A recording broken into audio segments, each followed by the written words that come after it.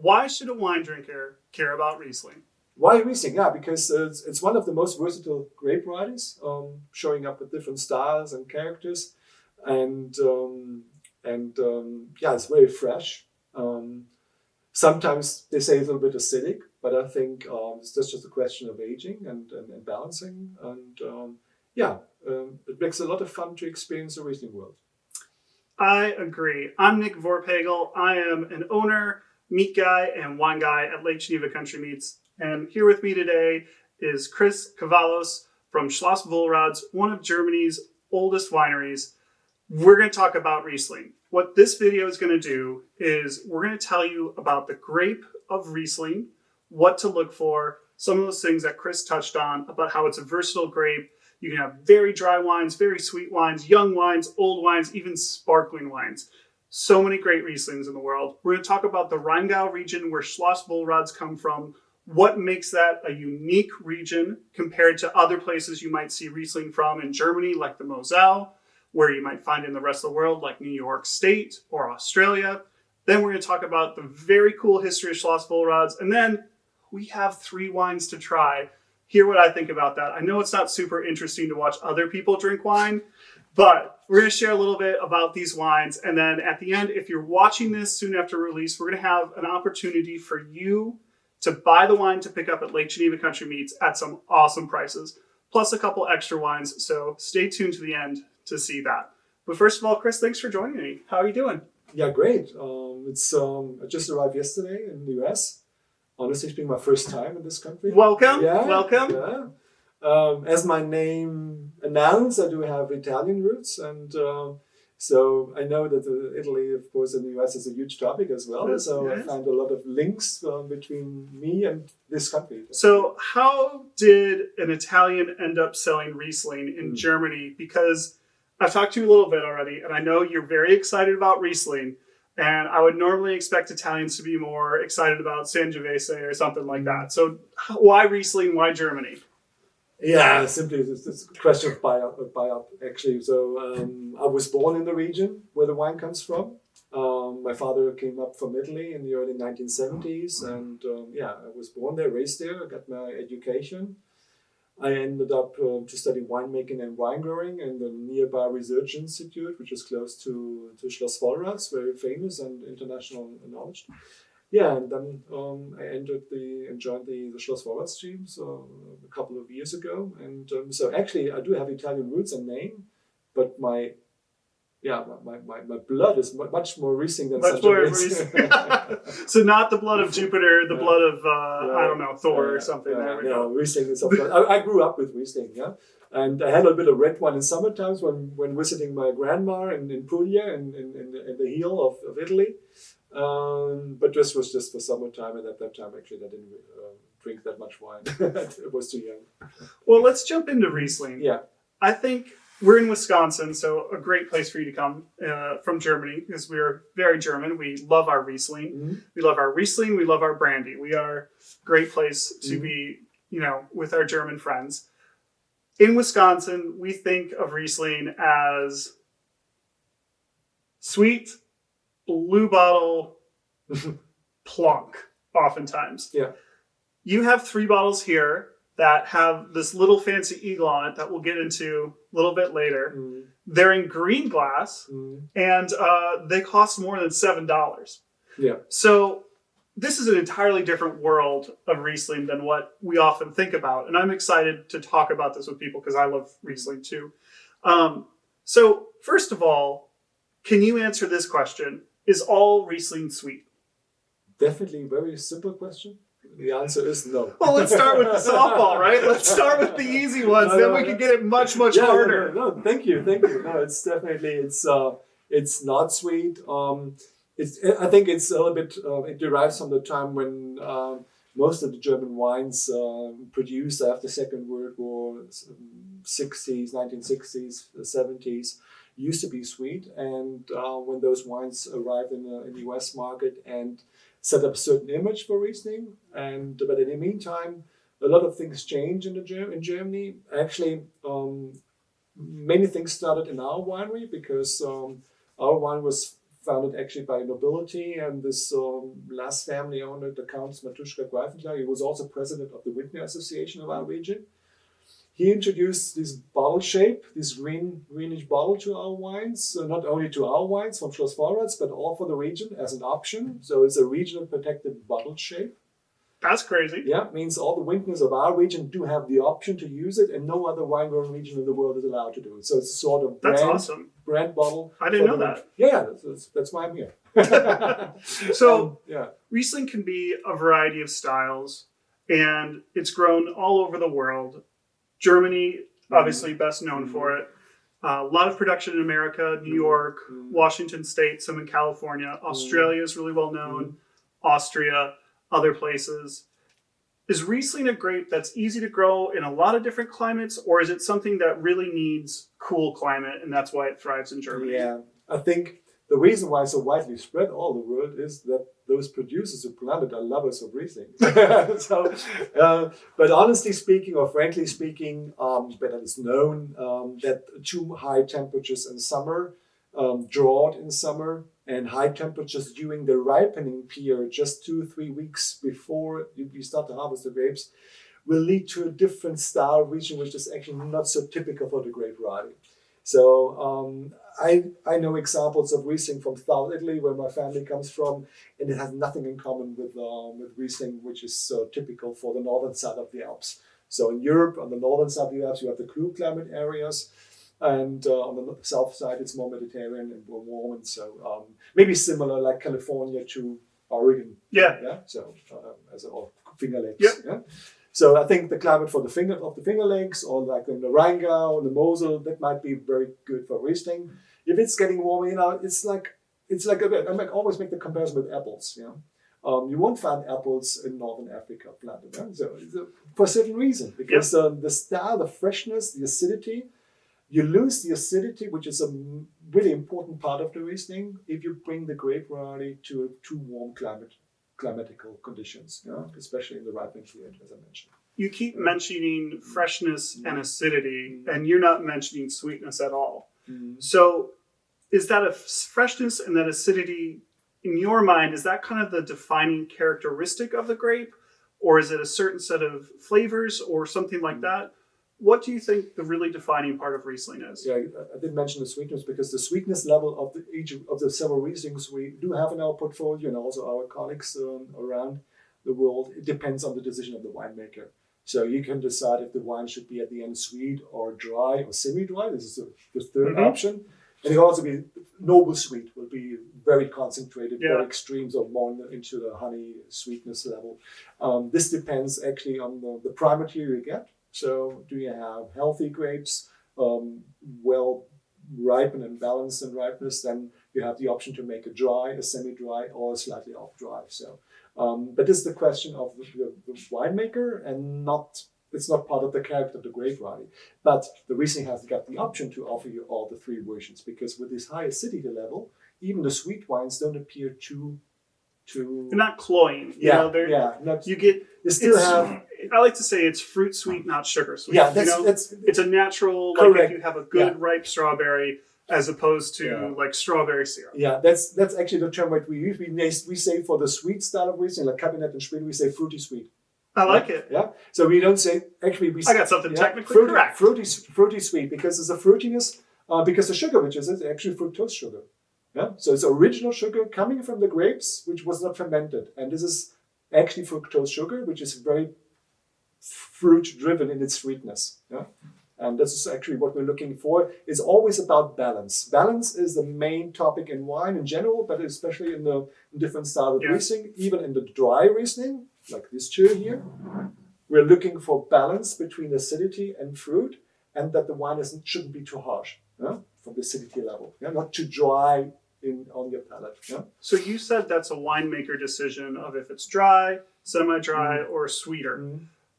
How does a winemaker make that decision? Is it just, a production-based decision of, I know I'm going to sell this much dry wine, this much, semi-sweet, this much sweet? And that's always going to be a decision because economics. Or, are there things in the grape or that you say, this one will be really good dry, I'm going to ferment it all the way till all of the sugars turn into alcohol and it's a dry wine? or I'm going to take some methods to stop it. Are there things in particular batches of Riesling that make someone think that way? Yeah, actually, it's, of course, we produce wine to sell it, first of all. Obviously. And that means that we need to produce the wine which is asked and demanded in the several markets. Yep. We do export in more than 35 countries of the world. That's awesome. Yeah. US market is the most important Woo, one. go America. Yeah, it's the most important, followed by several Asian markets and some European ones. And coming back to your question, so actually the technique is actually pretty simple. We do ferment, all the three wines here on the table are stainless steel fermented, temperature controlled. Yeah? For the dry style wines, we have a temperature around room temperature as a fermentation temperature. For the sweets or residus wines, the sweet style wines, we go a little bit lower in order to be quicker to down cool to around about 34 Fahrenheit to stop the fermentation. So decision is taken when we sample the wine, the cellar master samples the wine, you say, okay, now with this sweetness level, it's in balance into the acidity and it's still not too sweet and it's in balance. So then we stop the fermentation. Next day, usually the fermentation has stopped and the yeast settle down on the bottom of the tank and we can rack the wine. Yeah.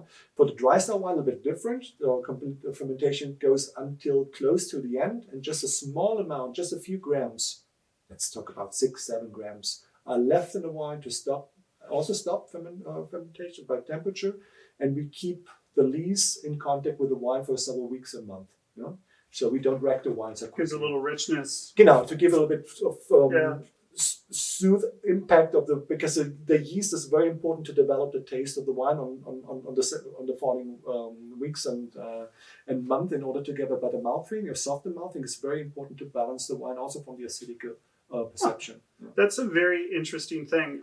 You think of lee aging with grapes like Chardonnay and you know how that gives even some Sauvignon Blanc, how that gives a texture and mouthfeel. You don't usually think of that with Riesling, so that's really interesting to hear you say that. It's done, especially it's very important, for example, for the single vineyard. Our single vineyard we started to import in the US as well is 100% oak fermented. Wow. In huge oak casks. It was done in the 19th and early 20th century. In the oldest cellar of our nobility of our castle in the North Cellar, so-called, which is very deep and so by nature nice very and cool. Yeah, so we need able to temperature controlling, and we keep the full yeast in contact over 7-8 months. With the wine. Of course, we have to stir up again to bring the yeast when it settles down up to the upper part of the cask again. But it's very, very important in order to have a little bit more creaminess, a little bit of length, giving a little bit of length to the wine. It's very important, even for Riesling. But important, the oak casks are not toasted. They are not smaller casks, they are bigger ones, so 1,200 liters. So we have a less impact of the oak on the wine itself. It's just about a little bit of micro-oxidation we would like to have. How much of your Riesling, and maybe Riesling in general, do you think, obviously you're more qualified to talk about yours, is aged in those oak casks versus stainless steel? Our single vineyard is just 3% of the annual production. Yeah, so it's very small, it's a very tiny production. So more than 95% are in stainless steel fermented, and we're just building a new cellar behind the castle. And we'll have a little bit more options for bigger oak casks of 2,000 to 3,000 liters. So we're going to increase a little bit the amount of oak casks, especially for the dry mid-level wines as well. But just for the future now. Currently interesting. Stainless steel. Yeah. I have two more Riesling questions before we move on to Rheingau and the really super awesome region you guys are based in. But first, just if you could design in your mind an ideal Riesling that's a moderate price point, that is whatever type of sweetness you would like, in your mind, what is the ideal Riesling? What does it smell like? What does it taste like? Yeah, as I meant it's a very versatile grape, right? So I would decide a little bit for me in which region I am. So of course, my philosophy would be to produce a wine or to make a wine which is a little bit representative for the region with my own fingerprints on it. Yeah. So I wouldn't go for a general concept. So I would like to bring my wine style into the regional framing, yeah, and that's actually what Schloss Vollrads about. So that's why I feel that pretty well. So no need to change the winery. So if we take, for example, this one here, which is our business card, this is the one we produce the most. This is very representative for Schloss Vollrads in sense of business card. Means that it reflects the varietal characters, and in this case, don't talk much. We're going to sample in a few minutes, I think. But it's representing the grape variety. It's recognizable as a Rheingau wine, I would say. And it also has a fingerprint of our philosophy of winemaking. And so it would be actually the ideal. And this could be repeated actually also in every other category. Yeah. One of the controversial tasting notes that Riesling gets sometimes is petrol. Do you add gasoline to the wine? No, yeah. Petrol, yeah. In German, the word petrol is not so close to your Gasoline. Gasoline. So it's when you say, oh, the wine has a petrol, and the Belgian don't know what is it. The German word for it is petrol. Yeah. So it depends a bit on the education level, but in effect, petrol can be a part of Rieslings. We notice Riesling wants to develop petrol notes with aging usually. So it's typical for middle or long aged Riesling. So what is middle or long aged could be your question. 10 to 20 years? Yeah, so now usually it can happen even after 8 or 10 years. It can even happen earlier. It depends on the climatical conditions. So usually Rieslings grown in very warm climates with drought maybe, or very dry conditions, they tend to develop the petrol notes earlier or more often. Also, which contributes are slate soils. So this is actually examined by different scientific research that the slate and droughtness and very hot conditions lead to more petrol notes. We would lead a little bit too far chemically. I would like. I like it. I love Riesling. This is funny. But in general, it should be a note of an aged Riesling, not from a younger one. So that everybody main information that's worried that there's gasoline added to your Riesling. No. It's just a flavor note that you pick up in aged Rieslings, which is great because aged Rieslings, you can age them forever.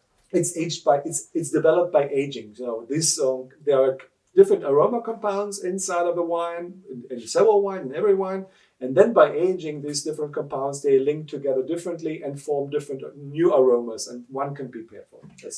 Last thing I want to talk about with Riesling, because it's one of the things I enjoy shocking people with. Let's talk about Sekt. Sekt, yeah, sparkling wine. Sparkling wine. Yeah. I should say everybody, 95% of people that I bring a sparkling Riesling to the first time go, Riesling isn't sparkling wine. What is this? But Germany is a huge sparkling wine consuming nation, and you can't take all of it from the French or the Italians. You make a lot of your own. What makes Riesling such a great grape for sparkling wine? Generally, the base wine for sparkling shouldn't be too abundant from its character. So abundant means not too high in alcohol, not too late picked, so rather early, a little bit of certain acidity.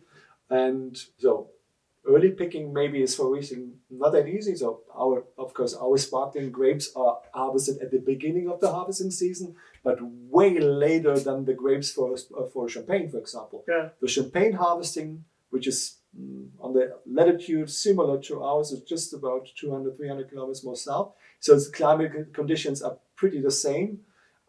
It's harvested in August, middle of August.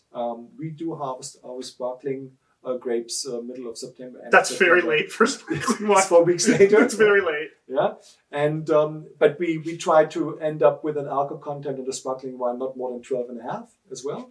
So second fermentation usually brings another volume, another degree of volume. But Riesling is great because it has these very fresh fragrance and flavors. Play on citrus and on apples, and if you make a second fermentation of these wines, of course you can combine additionally with some flavors deriving from the lees contact time, because you may know that a sparkling wine makes a second fermentation usually in the bottle, and then afterwards it stays in contact with the lees after fermentation closed, of course, in the bottle for another depending from the vintner, 12, 24, 36, 48 months. Yeah. So we do produce sparkling wines as one of the first wineries in Germany since 1860, roundabout. It was the time when a lot of German vintners left the Rheingau as well, or the Germany in general, and went into the Champagne region to set up. Today we would describe them like startups.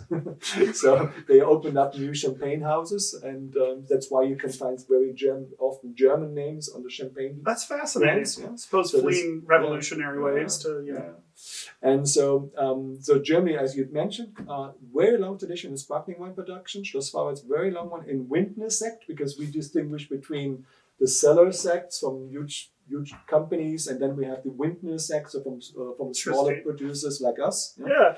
And but this is also an additional amount of bottle we produce. That is around about 5 to 10% is sparkling wine. Yeah, 2 types.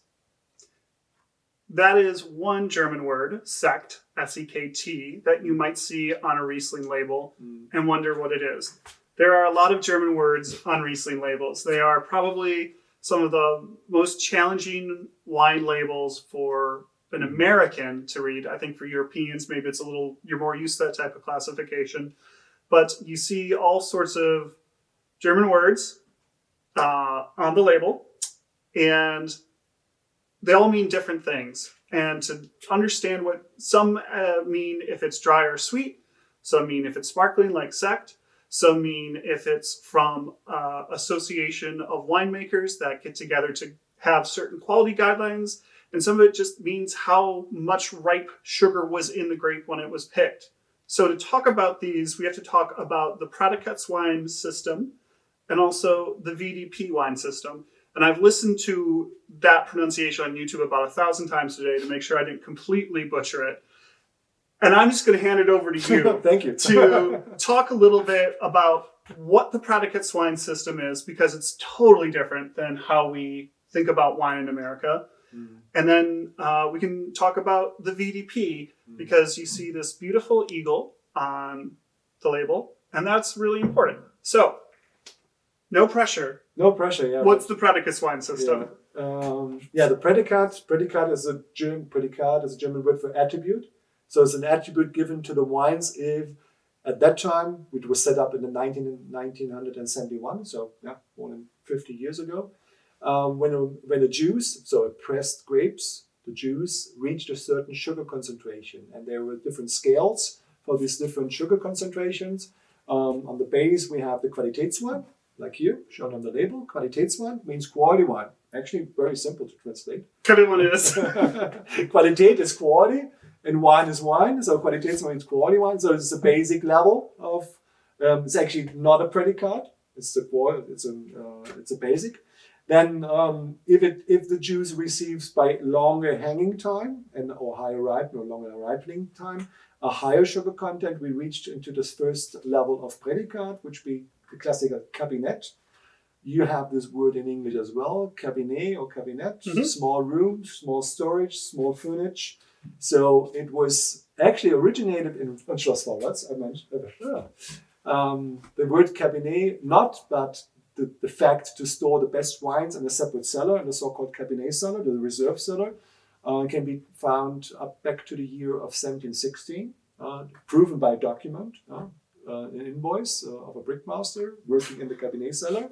We have this document in our archive. That's pretty cool. Yeah, it's cool. So the origin of the term cabinet wines, so it was added to the wines of the 18th century, being the better wine of the vintage. So the sort of, this is the wine of the year. Or they have been branded the cask, because at that time the wines were sold in casks. So when they put the cask out of the cellar, they branded it with the term cabinet. And they sold it then on the Rhine River down to Cologne. And Cologne was a very important wine hub. And then slowly a designation, an unofficial classification system developed, and then followed up then at the end of the 18th century with the term Spätlese, which is the term for a late harvested grapes. Spät means late. Lese, another word for harvesting, or the German word for harvesting, or select actually. And the Späti was invented at the end of the 18th century. So both predicat words, or designation originated in the Rheingau. And I'm going to jump in real quick because there's another term that you'll see after Cabernet or Spätlese sometimes, which is Trocken. And we hear late harvest in America, and we think that means it's a sweet wine. Mm-hmm. But you could have Trocken added after these words, and Trocken means... Thank you for adding this information. So actually the predicate doesn't give you the information if the wine is dry, medium dry, or sweet, because actually you can do in every category you can do a dry, medium dry. This is where it gets a little confusing. Yeah, that's actually very simple. You can multiply your portfolio of wines easily by the different styles. Yeah. So in our winery, we used to have a dry cabinet, a semi-dry cabinet, and a sweet. We used to have a dry Spätlese, a semi-dry, and a sweet. In the meantime, we reduced it. So the terms cabinet and Spätlese are only related with off-dry wines. So the dry wines in our winery and also in our association coming to the Eagle.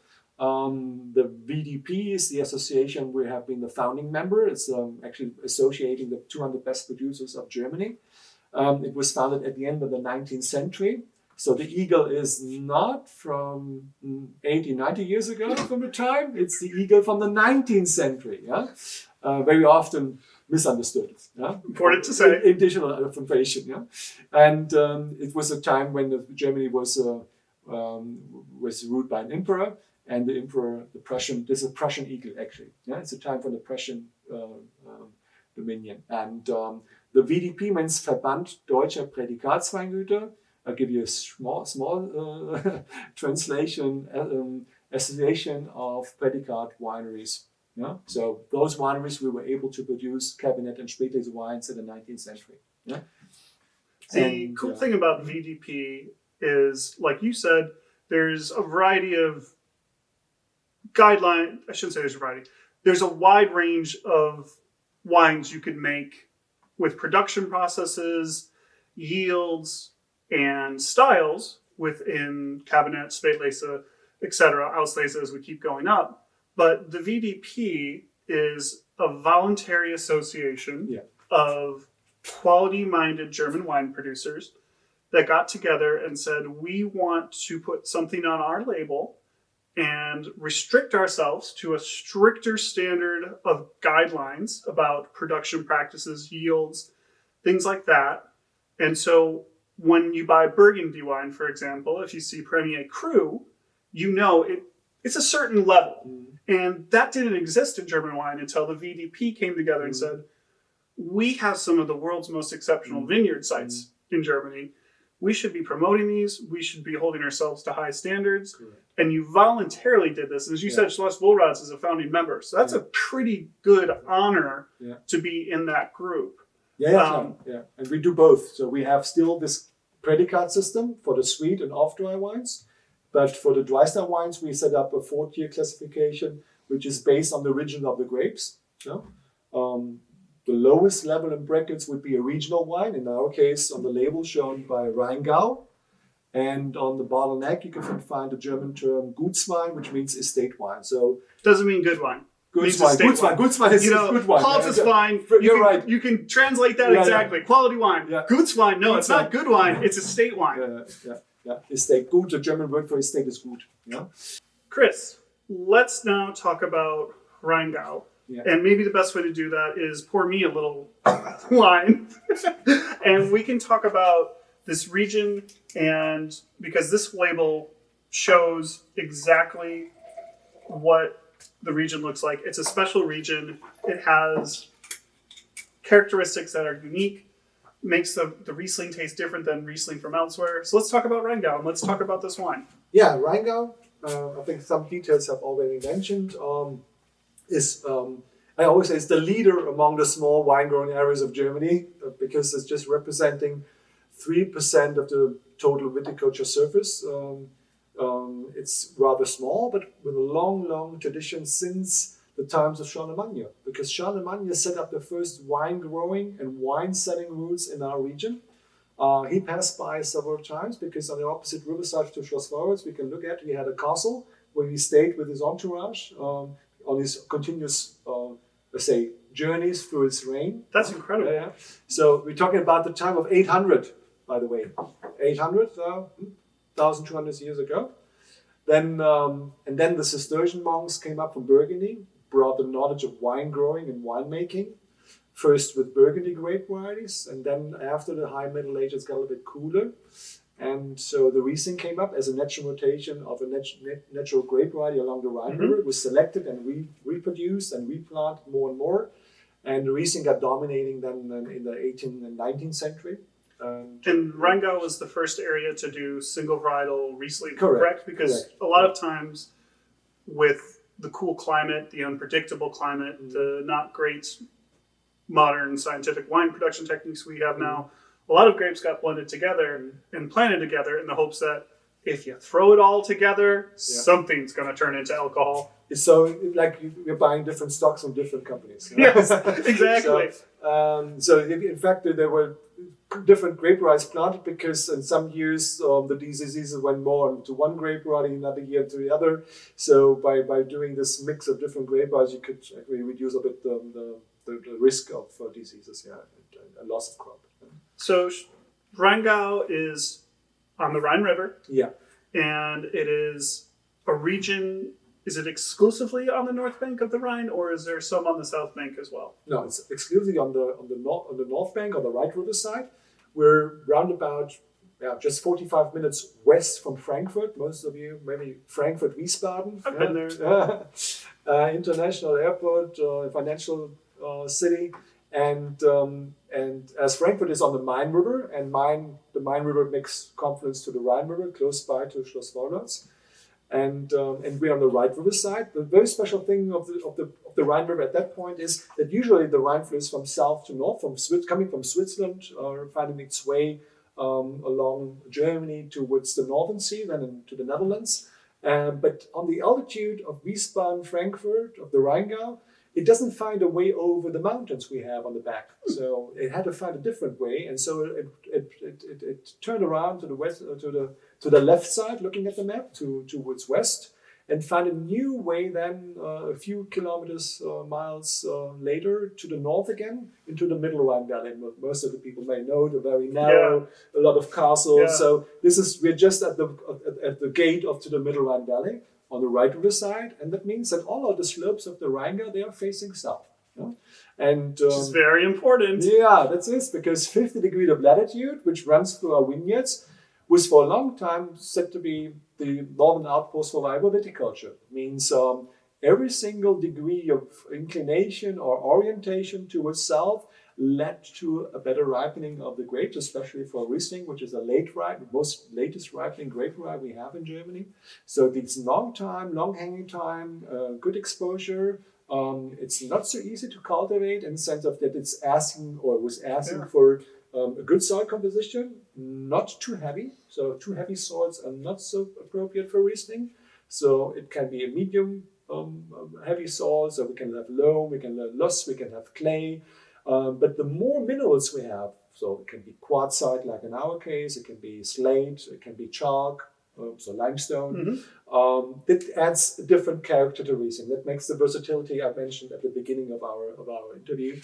And in the Rheingau, we have in the center where Schloss Vollrads is, we have a mounds of quartzite, which is actually forming up the tunnel sills, which are protecting us on the back behind cold air streams and winds and rainfalls.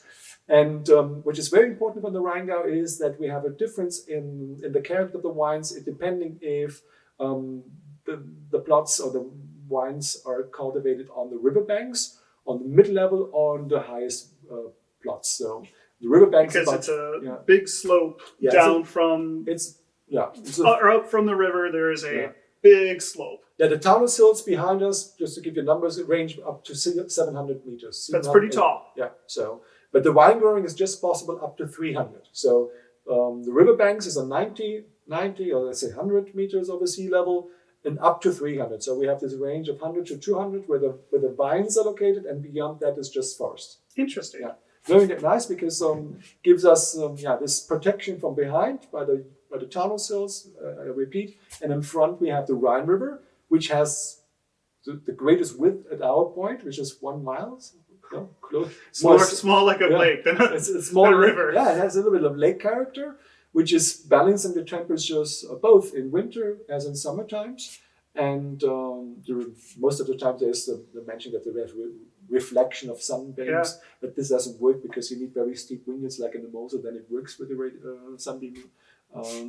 But in this case, it's really the balancing of temperatures, which is nice to have.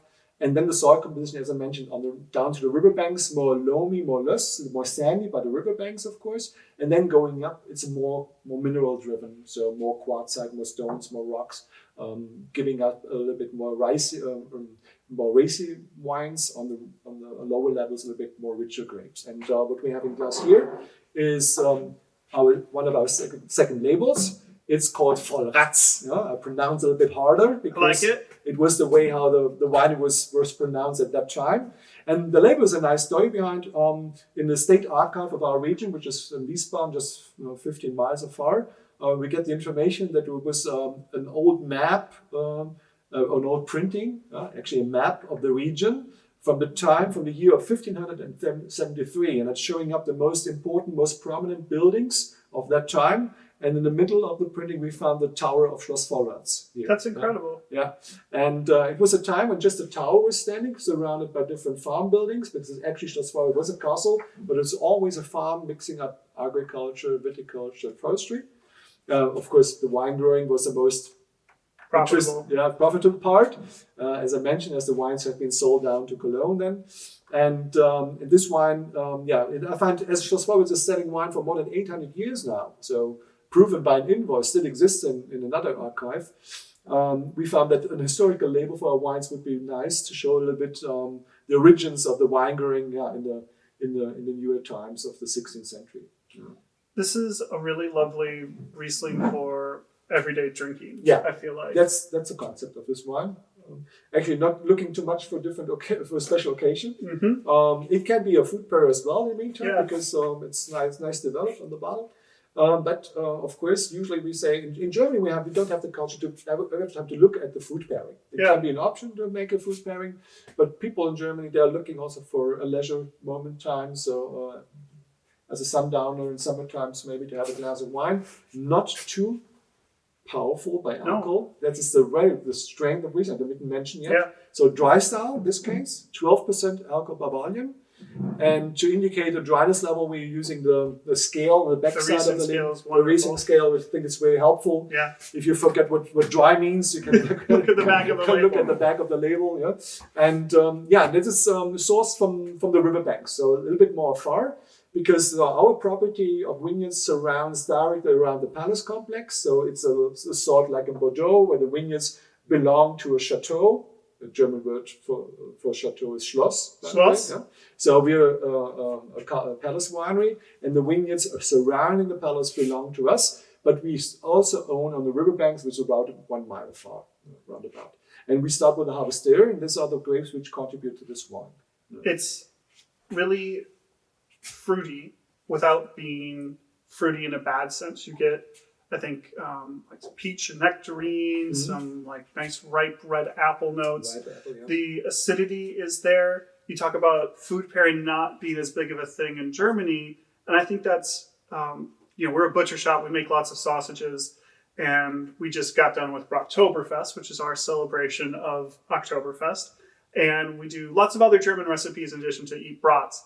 And I hate photographing it because it's all brown and white. Yeah, we think of it as a little bland, but what really does run through a lot of these traditional German foods that we think of, sausages, Sauerbraten, other stews, schnitzel, which maybe is Austrian, maybe German, maybe Italian, who cares?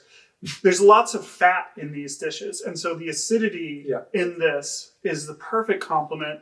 And if it's 17 degrees and howling wind and wherever you are in Germany, having this little bit of bright summer sunshine in your glass from the fruit, I think is lovely. If you're someone that likes maybe Pinot Grigio, that is from the southern part of northern Italy, so not necessarily Alto Adige where it's super dry, that has more of that fruit characteristic, this is definitely a wine for you. If you're someone that's really been on the New Zealand Sauvignon Blanc kick, and you like some of that grapefruity, melony type of flavor, but the acidity and the zestiness is just getting you down, which is what I'm hearing from a lot of people now, this wine has a lot of those fruit things that you like and some of that acidity without just being like straight heartburn. So I really like this wine, and it's just a nice wine to keep around and enjoy. Do you produce also cold cuts? We do. Yeah, that would be, the Germans would open that kind of bottle even for the evening for a Vesper, the German term for evening plates with cold cuts, bread and butter and cheese. It's the perfect wine for that. Yeah. Maybe you could have a little bit of some Campizola with it. Yeah. A little funky cheese with a little Riesling. I almost did bring out the plate of Campizola to welcome everybody today because that's a great pairing if you're looking to do cheese. Yeah. So the everyday wine. The next wine we have is what you said was the business card of Schloss Vollrads. So let's talk about Schloss Vollrads. We've hinted around this, but what is the calling card? What is it that the winery wants to communicate to the world that makes it different than the other producers in Germany, in Rheingau? Obviously, a ton of history, which is awesome and really cool. But today, what is it that stands out about the wine Schloss Vollrads produces? I think, the long-term tradition that has been already mentioned. And we see ourselves as a stakeholder for this winery in the sense that the family tradition, unfortunately, is not present anymore. But there are still some members of the staff still from the times of the family still working here at Schloss Vollrads. And we see as a stakeholders in order to bring the winery to the next levels. What we do at Schloss Vollrads is that we currently are changing the way of cultivating our vineyards in the sense of that we have made this transition to organic farming of our vineyards. And it was actually done with the vintage 2002 accomplished. And so the wines in future are officially certified organic. And we didn't stop there. We also add thoughts about more sustainability in the wine production than in the cellar, in sense of energy issues, to solve our energy issues or carbon footprint issues. So we're building new cellar with additional photovoltaic and battery stations and an own power plant in order to reduce fossil energy down to just 15 to 20%. That's incredible. You must know that we have a castle with huge dimensions, around about 25,000 acres of surface, and with huge, an old historical building. You cannot renovate in that way that you're reducing, that you can save so much energy in heating. But with these measures, with these investments, we're going to renounce in total, not only in the wine production, but also for the keeping of the facilities, the energy cost and the carbon footprint down to a minimum. And for the wines, it means that we of course, the climate change was always slightly a topic. Yeah. Of course, we have to think about how what we should make different in future also in the wine growing. So I mentioned that all the vineyards are facing south, which was possible in the past. Yeah, when the temperatures were definitely lower, but maybe in the future we have to replant the vineyards differently. Interesting. Instead of north-south rows, we're going to make east-west rows in order to have less impact of the sun radiation on the canopy of leaves or on the crop zone. So the different options to react actually onto the different develops on climate change. So. Circling back, you said, originally it was Cistercian monks that came to Rheingau. They started with Burgundial varieties such as Pinot Noir, Spätburgunder, as we'd like to call it, which is so much more fun to say than Pinot Noir, Spätburgunder. Do you grow any red varietals at Schloss Vollrads? No. Thank you for this question. We get all very often asked.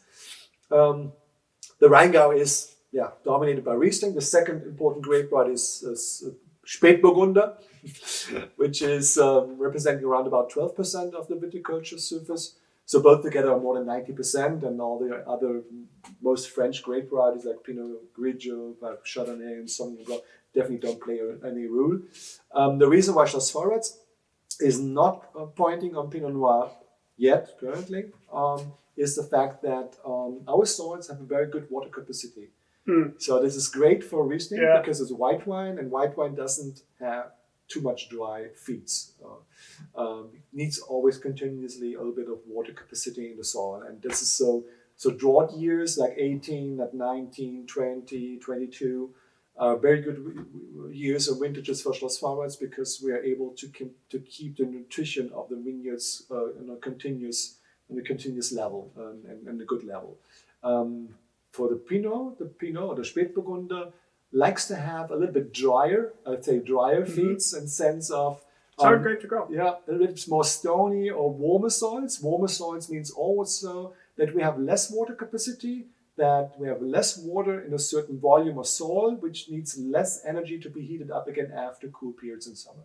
So after rainfalls, after cooler periods, it takes less time to get the soil warm again. And this is important for Pinot. So Pinot Noir or Spätburgunder likes to have a little bit warmer soils. It doesn't have to be definitely a stony soil, but a soil which heats up again quickly. Yeah? And so that's why we focus on Riesling. We see better results. And if you see in the surroundings of us, you don't see so much Pinot. You see a little bit of Spätburgunder for those colleagues which are making some rosé wines. That's okay. Yeah. Mm-hmm. But to come into the concentration you need for a good Spätburgunder, for a good Pinot Noir, you need very extremely good vineyards, which are appropriate, defined for Spätburgunder. I have the dry Riesling in my glass now. Yeah. This is delicious. Yeah.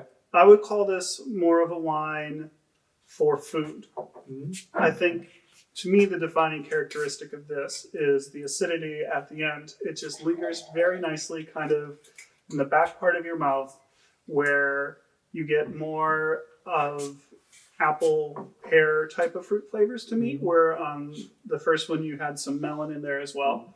And like peach, stone fruit type of stuff. This one I think you get more green fruits, which are lovely. And then the acidity is beautiful. You've had this thing that's got a little bit of fruit sweetness to it that's perfectly balanced by acidity. And this is a wine that I would just love to have with some bratwursts, with anything that has any type of sweetness, or any type of rich fat to it. We do a tasting where I put different cuts of beef with different wine pairings, and everybody always thinks cab in a slab and wants to taste Cabernet with wine. And the last group I did it to, I said, what do you like to drink? And they said, anything but Riesling. Well, I brought out ABR. Anything but Riesling, ABR. For the last course, I had a ribeye steak that I did a little coffee chipotle crust on. And I brought out a dry Riesling. It was from Australia, actually, so it had a little bit of that petrol note to it. But 3-4 grams of sugar left, and paired it with that fat in the ribeye and the richness of that rub, the little bit of spice in the rub, and it was their favorite pairing of the night. They bought a case of it. They were so happy. This is great with steak. This is such a great wine. Yeah. This is actually the nice moments you can have when the things work out as you planned for. Exactly. I mean, I could have looked really stupid, but did it. Yeah, because nothing nicer to have than to chase away your prejudice. Yeah, so this is great, and then but it's also part of our the professionals in the wine business or the wine scene that it happens to every one of us that we get surprised by several things or moments where we think, okay, we had an opinion about that. It's not always the same. Yeah. So it happens also to us. So indeed. Everything fine. Yeah, I see the same with this wine because as you mentioned, it's a little bit. See, this is more man, and this is a little bit more feminine. Yeah, it has more of that expressiveness. So, and remember, I told you that the grapes for this wines have been sourced from more down on the riverbanks, a little bit richer, earlier ripe, faster ripe. So this actually showing the different type of fruits. And here we're closer to the castle. We're in the property of Schloss Vollrads, and we have a little bit more quartzite, so a little bit slightly lighter soil. And this leads to a more elegant, to a more it's definitely an elegant wine. That's a great way to a finer style. That's a good way to explain it. Yeah. So you can do, of course, the classical bratwurst pairing. So good with bratwurst. Yeah, everybody. but if I know you're not in fish, but it could also. Oh yes, be fish. Yeah, Yes, yeah, fish. yeah, yeah. We sell lots of fish. Yeah. Buy some fish. I know. A little cod. I know. No, Poach that in some butter. There you go. Yeah, but this is a boring pairing. With the fish, it's a boring. With a nice steak with a nice special wrap, this is a more. Do it with some currywurst. There we go. There we go. This is too obvious. The fish pairing is too obvious. So I found this. I need a recipe of this special wrap then. I'll get you the recipe. And the last wine in front of us. This is the Spätlese. This is from Winkel, which is cool because that is your home base, is it not? Yeah, the Schloss Vollrads is located in the center, in the core of the Rheingau, so really in the middle. And the village, which belongs to, or Schloss Vollrads belongs to the commune, to the village of Winkel. Yeah, it's on the riverbank, is the village. And as I mentioned, we're a little bit a kilometer on the backside of the village, and we own the vineyards on the riverbanks, which are Winkel, but Schloss Vollrads itself is also Winkel. Yeah, and so it is a blend. It could be actually a blend from all the plots which are inside of Winkel. That means this defines actually the village wine or the commune wine. Yeah, but honestly speaking, it's just from our single vineyard. So we declassified one level lower. It is from our single vineyard, Schloss Vollrads Schlossberg, just in front of the castle. And but we're not labeling it actually. We label it a class lower to a village wine, which is actually nice to have for the customers, a little bit cheaper then. I would say that this wine is just yummy. This is a sweet wine. Yeah, that's great. This is fruit sweet, like we said. It is ripe, beautiful, freshly picked fruit. Sweet, beautiful, but balanced by lots of acidity. If you like spicy food, if you like Asian food, Cajun food, this is the classic pairing with this, but a little bit of sweet with that little bit of spicy. It is so good. If you have people coming over that just like sweet wine, but you want to serve a wine that's in balance and is yummy, and you are a wine drinker, but don't want to offend your guest, buy a quality sweet Riesling like this. If you don't like this wine, that's fine. That's fine, but you can't tell me this isn't a good wine.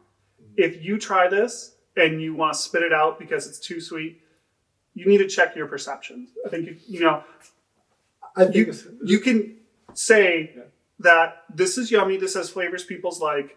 I don't personally want to drink it right now, but if anybody wants to say this is not yummy, something's wrong with your palate. Boom. Boom.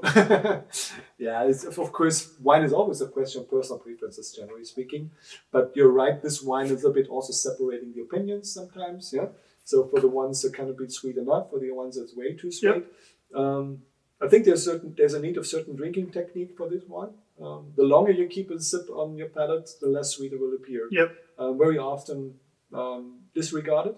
In the wine tasting on site on the winery, when we make this wine tasting, Strolling wine tasting with people from all around the world, very often I see the throat moves just when the wine enters the mouth, the throat is moving. So that means the wine has already disappeared.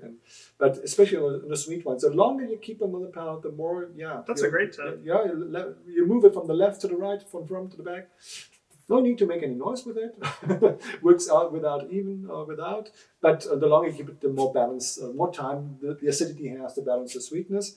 Food pairing would be also not a spicy rub on your steak as well. Yeah, spicy rub. I think there's a nice textural element to this as well. It's got a little bit of graveliness almost on the, like as you said, if you let it rest, there's a textural element that balances off the sweetness. That's really nice. This will increase with aging. For those who have cellars at home, maybe these are wines to be to store for a couple of years in your cellars or in your special fridge we might have at home. Put away 6, even better 12 bottles, and then try to get older with the wines as well. I think that's the other great thing about Riesling is that if you want to be a wine collector, you can buy into some of the best Riesling of the world for $50 to $100. The best Pinot Noir in the world cost $3,000, $4,000. The best Cabernet in the world cost $2,000, $3,000. The best Chardonnay in the world cost $600, $700. So you can get these wines that will last 20, 30, 40, 50 years, get better, get more interesting and actually afford it. So if you're looking to get into wine collecting, I really do recommend quality Riesling. Definitely. So we still, Schloss Vollrads or Geneva, Germany is probably not the cheapest country to produce anything, because we have pretty high wages, and we have, of course, the complete certification, also official wages, and so it's not that easy to produce and to compete with our wines on the international market, where we have regions which can produce very much cheaper. But still, German wines are very, very affordable in relation to the quality they offer. You made the comparison, I think, with Burgundy, for example, where you can white Burgundies, dry white Burgundies I cannot afford them anymore. So it's out of my opportunities. You and me both. But this wines, you're around retail maybe, I don't know, $40, 45. And you can keep those wines easily for 10 years without a problem if you have a fridge or a special cellar which is dark. That's L actually. And then just don't shine sunlight on them. Yeah, and the nice thing is with the screw top on the screw cap on it, you can be sure that every bottle you open is the same after the time you invest into the bottles. Yeah, this is our main reason. That's a great point. Yeah, really important that we don't use the screw top to save money. We're using the screw top to save our wines from bad corks. This is the main motivation for us, and it's very important to make understand that we use it to protect our wines. Especially the time you invest in aging. You cannot buy back the time. Nope. Yeah, it's really difficult. Chris, thank you so much. One of the things you mentioned was that you have people from all over the world come to the winery. Tell us a little bit about visiting Schloss Vollrads. Yeah, great. We are open castle in real terms, because we don't have any fences which we can close in the evening. So the gates and doors are open 7 days a week. You're highly invited to visit the winery. We do offer the option to experience our wine in the center of the courtyard in our historical wine shop, a beam frame building, and additionally we run an own restaurant. So with those who want to experience our wine on site in combination with a fine food pairing, we talked a lot today. Hardly invited. Please contact us most probably in advance, especially if you're doing these journeys from abroad. It might make sense to not to make an appointment for the tasting, but to know which days we are open, we are not open. It would be nice to greet you at Schloss Vollrads, to see you again. So I guarantee the wine will taste better at the vineyard, because it just always does. And what could be better than sitting in a castle, eating great food, drinking great wine? But if you were watching this as we release it, Thanksgiving is coming up. Riesling is one of the best wines for Thanksgiving wine pairings. The holidays are coming up. Your family's coming over. There's at least one member of your family you need to drink to deal with. We have some great pre-buy specials on these wines, plus a few other special wines from Schloss Vollrads' catalog. So I will put a link in the description of this video that you can get your orders in to pick up at Lake Geneva Country Meats. We can't ship due to state laws. Write your legislator. But we would love to see you in the store to pick up some of these awesome wines. I love Riesling. They are some of the best Rieslings I've had in a long time, and the prices are really good. So I hope you'll try them. I hope you enjoyed this little virtual Riesling Masterclass, learning all about the grape, Rheingau, Schloss Vollrads, a couple different wines from Christian. I learned a lot. I really appreciate your time. And anything else you'd like to add? Thank you for having me. Of course. Yeah. And thanks for watching. We'll see you soon at Lake Geneva Country Meats. Bye-bye.